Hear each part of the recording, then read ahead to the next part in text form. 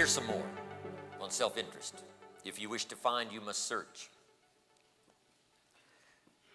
Got to be congratulated for being here today. You're on the search for good ideas. You're on the search for information. You're on the search for inspiration. You're on the search for camaraderie. You're on the search for human contact. You're on the search for the vision. You're on the search for making it clear. And I appreciate that. And here's what it says. If you search, you will find. It is a promise. Now here's the last one on enlightened self-interest, and we'll move on to another subject. And that is, if you wish to receive, you must give. Giving is part of the human drama that is so extraordinary, it's beyond belief. The ultimate in giving is to give your life. But short of that, giving can take on the dimensions of something that moves the human heart and the human soul.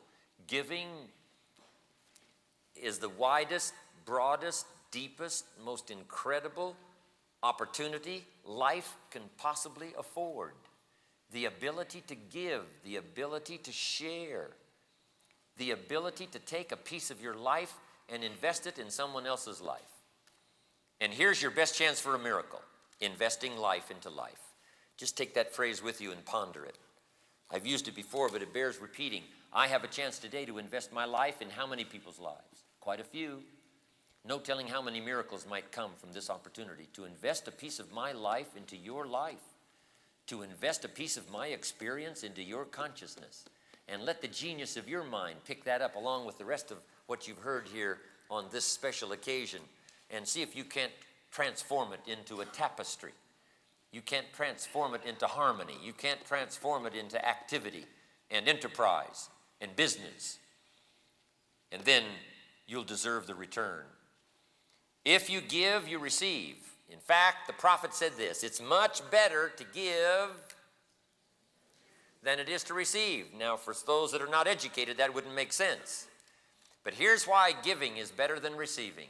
It's because giving starts the receiving process.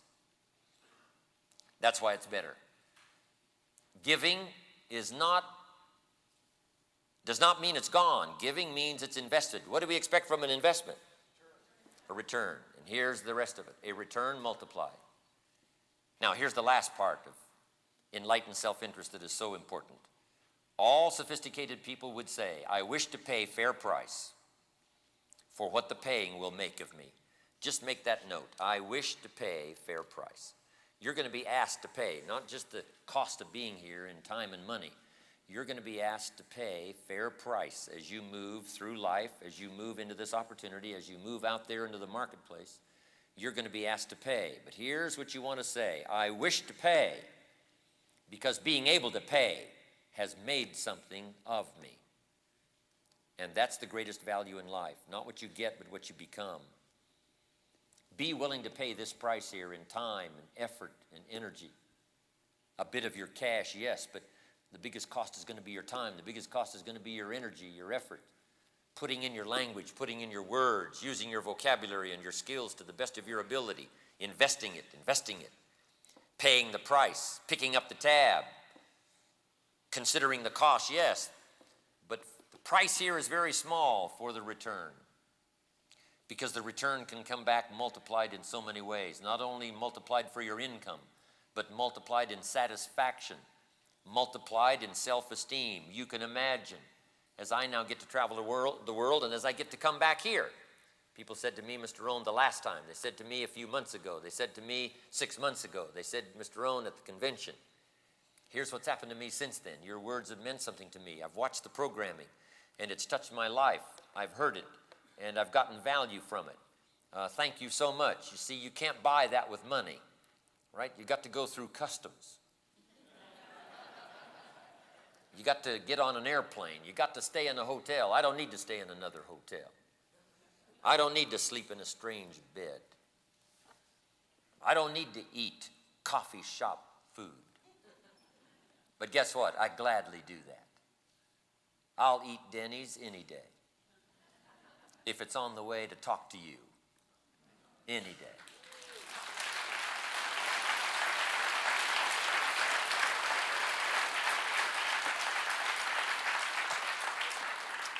Small price to pay to put up with a few inconveniences. Small price to pay on a daily basis to put out the energy and to put out the effort for someone to say, your life experiences was meaningful to me, here's what's happening.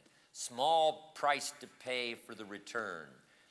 Now that we live in an extraordinary country, now that you have a hold of an extraordinary opportunity, and now that you've got a chance to be around extraordinary people who share among themselves extraordinary ideas, there's no reason why the small price that it's going to cost here in time and effort and energy cannot give you a return beyond your imagination. Little did I know growing up in the farms of Idaho that the return for me would be so gigantic. Little did I know when I met my mentor at age 25 that by paying that bit of price of rearranging my philosophy and paying a bit of the pain of giving up the blaming someone else and taking the blame myself, that bit of pain that I had to go through accepting full responsibility, the bit of pain I had to go through learning those skills, the bit of pain I had to go through doing it over and over, learning the skills of communication, learning the skills of recruiting and sales, learning the skills of organization, learning the skills of enterprise, the bit of pain I had to go through. Little did I know back then how small the price was going to be compared to the incredible return. And I promise you that will happen for you. If you will carefully here pay this price. If you will consistently here pay this price. If you will conscientiously here pay this price. I promise you, the reward will come in dimensions that you cannot now imagine. You will have places to serve. You will have places to go. You will have people coming back to you as the years unfold saying, you've touched my life, you've touched my health, you've touched my family, you've touched my future, along with your bank account that grows. That's not the most important thing to grow. Here's the most important thing to grow: self-esteem, self-worth, self-judgment that says, I paid the price, the return is mine, it tastes sweet, and it's not just the money in the bank, it's not what you can count in terms of coin. It's what you can count in terms of heart. It's what you can count in terms of soul. It's what you can count in terms of friendship. It's what you can count in terms of relationships. It's what you can count in terms of someone smiling in your face and saying, you're meaningful to me. You've been valuable to me. When you add all of that up, it's beyond rubies. It's beyond diamonds. It's beyond millions. It's beyond treasures hidden away in the earth. It's beyond all other value. This kind of value that's shared among human beings. That's why I'm here, right? Not here for the money. Don't need the money. I'm not here because, I just love to travel, right? I am here to make an investment. And the drama of payoff for me, especially the last 25 years, has been so extraordinary that to have a chance one more time to come here and make a deposit of my experience, I wouldn't have missed the opportunity. I wouldn't have missed it. Whatever I had to do to get here. Fly all night, fly all day. Take care of whatever tasks need to be taken care of, right? When I finally discovered this morning my suit need ironing, guess who ironed it? Guess who pressed it? I did. Pressed my own suit. Pressed my own shirt. I thought sure they'd be okay, but I didn't check till this morning. You're supposed to check the night before, and I was a little late. So sure enough, this morning, before the proceedings were underway, I'm up there with the ironing board. You should see me. I'm a sight to see. I am not good at it. In fact, it probably shows. I appreciate that. But guess what? I gladly do all that. To have a chance to come here and invest one more time, share my experiences one more time, enjoy the success already achieved here one more time, but also to see if we can't labor faithfully with our minds and with our attention and see if we can't grasp a bit more of life, the essence, the opportunity, the chance, and see if we can't blend that with our ability, our eagerness, our willingness to commit and be faithful to a cause and see what it'll do for ourselves and our family and the people we care most about, make a contribution to the country and who knows eventually to the world. I wouldn't have missed that chance. That's why I'm here, and I know that's why you're here, and we're going to carry on. For some of you that are here for the first time, I should probably just briefly tell my story. I grew up in Idaho, farm country. My father still lives there on the old homestead. He just turned 92 a few months ago. And I was on the other side of the world, but when I got back home, just a little while back, he was so proud to show me he got his driver's license renewed for 4 years. Till he's 96. So he's excited about that. Anyway, I went to high school, this little farm community, southwest Idaho.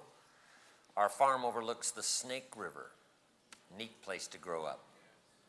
I was born in Yakima, Washington. But my parents moved to Idaho when I was 1 year old, so I grew up there.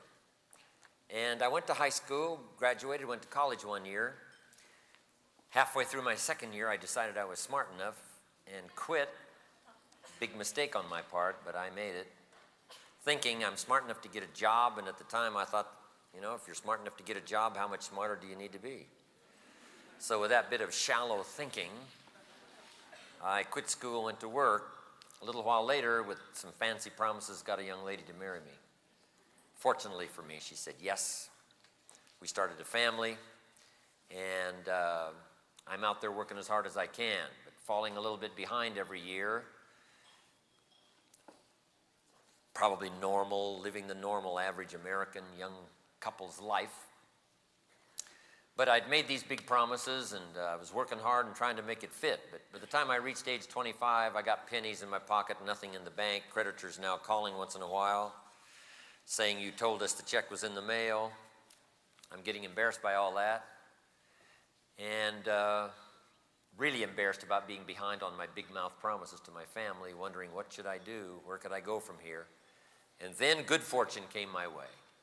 Difficult to describe sometimes how something remarkable happens at a particular time. But my good fortune was I had a chance to meet a rich man. Not just rich in money and wealth, but rich in ideas and rich in experience, as I found out later. A friend of mine went to work for him, and he said, you got to meet this man. And he described him, said he's rich but easy to talk to.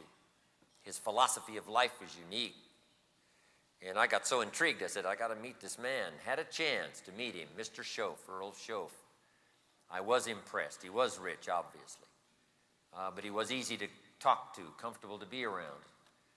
And as soon as I met him, I said I'd give anything if I could be like that comfortable and that rich. And what would it take to live a life like that? I was so intrigued. And then I thought, if I could just get around somebody like him, if he'd teach me, I'd learn it all. And that was my good fortune.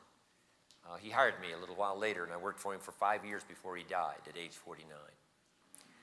But the last 5 years of his life, fortunately for me, I got to spend those 5 years with him. And my dream came true. He coached me, taught me. He taught me the principles. He taught me to refine my thinking. He bluntly told me the truth in terms that I could understand. He had only gone to the 9th grade in school, so he had a way of putting things in simple terms. And I got the message. And the things he shared with me during that 5 years before he died literally transformed my life. Incredibly changed my bank account, changed my income, changed my future, changed everything. And what a chance that was for me to get around someone who had the ideas and was willing to share. A lot of rich people aren't that willing to share, but I found one that was. And it was an extraordinary experience. Changed my bank account, certainly. By the time I was 31, I was a millionaire. But he changed my thinking. A lot of the things I speak about today, the origin of those thoughts came from that 5-year experience. I've expanded on it. My own experience has taught me.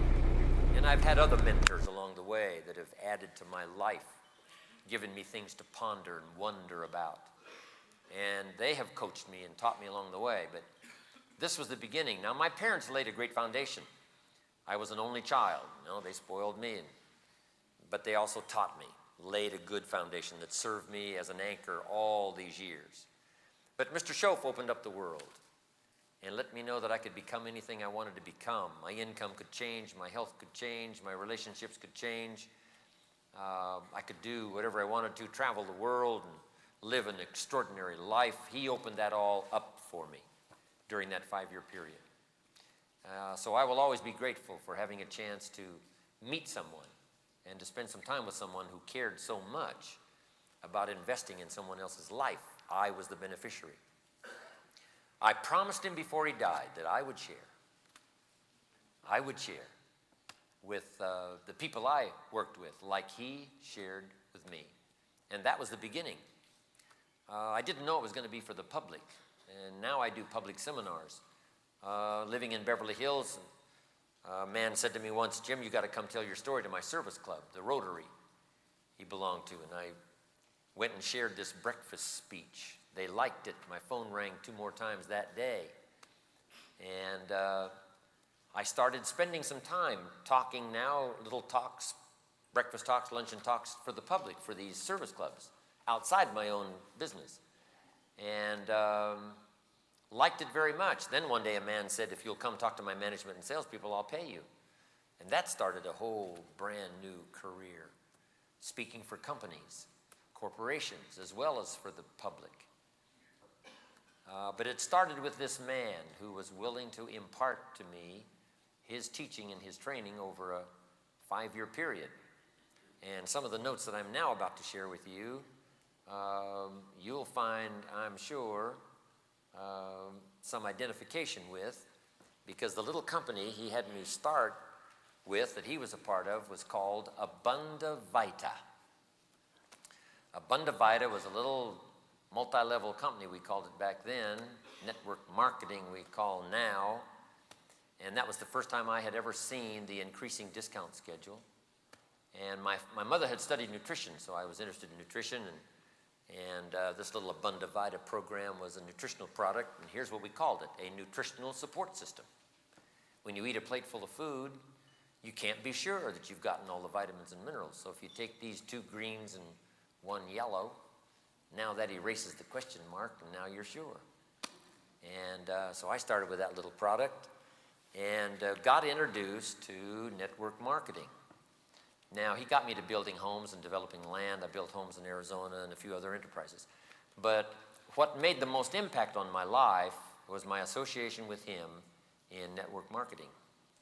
And he sold me on the fact that I could make a fortune. Farm boy from Idaho, raised in obscurity to the rest of the world, limited education, 1 year of college, that didn't matter, that I could use this new plan. And back then, the increasing discount schedule and network marketing was fairly new. One of the old originators was Nutrilite. Nutrilite was the forerunner of the big daddy now, Amway. But it was just getting started back there in those early days. The increasing discount schedule, multi-level, home-based business, start part-time, and I learned it. Now, I've done a lot of other things in terms of enterprise, from fine jewelry to the taco business, and you can't be much more diversified than that.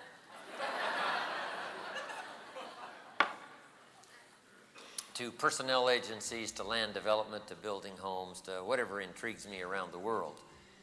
But the massive effect on my life was Mr. Shoaff and his simple philosophy of taking personal responsibility, and that the greatest value in life was what you became, not what you got, and being exposed to multi-level network marketing. It was absolutely extraordinary. I got so excited.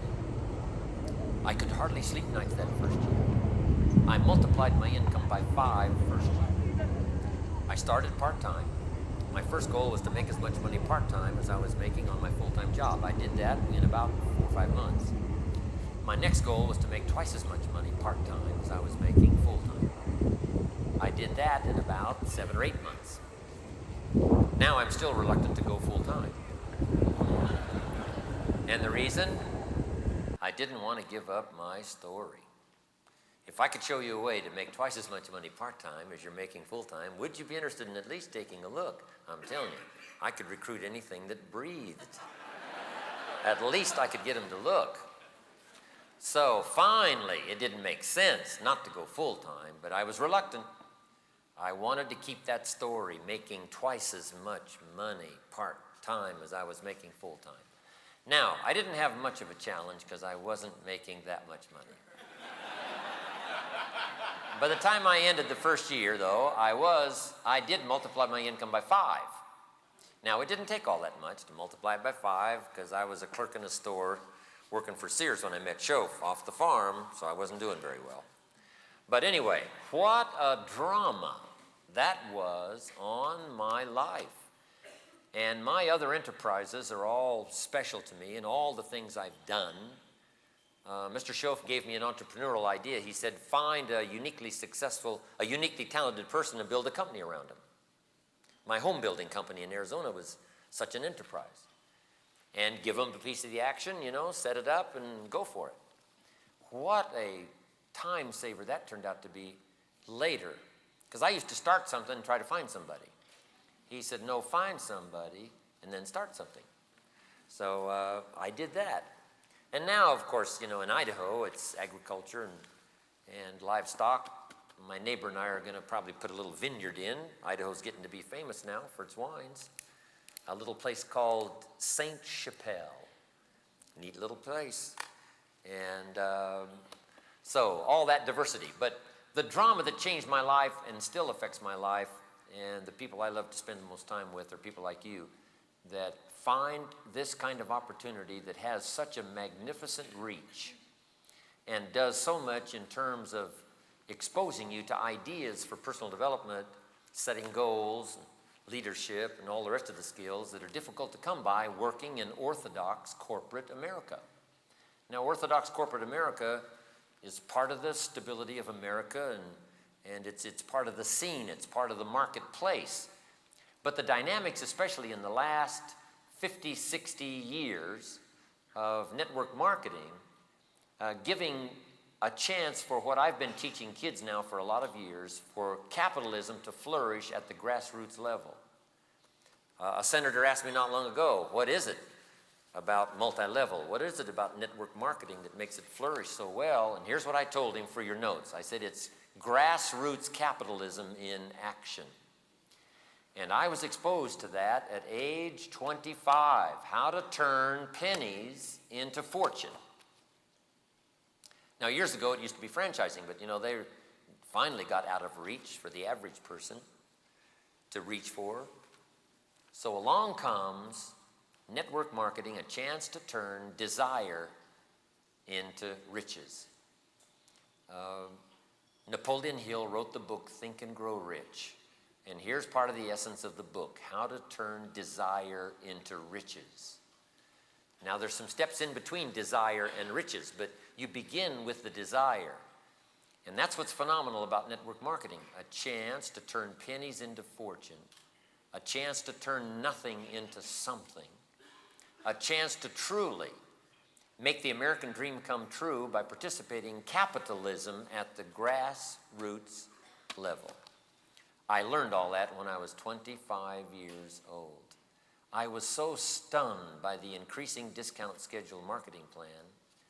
That first night, I was up till at least 3 o'clock in the morning, and I made about $2 million. I'm telling you, on paper. Now, it's a little more difficult to pull off in person. But that first night, I was absolutely dazzled beyond belief. And I played, as you have already played, right? The what if game. What if I had 3 and if they each had 3? What if I had 5 and they each had 5? What if I had 10? What if I had 100? What if I had 100 and they each had 5? And those 5 each had 2? I'm telling you, that first night I became wealthy.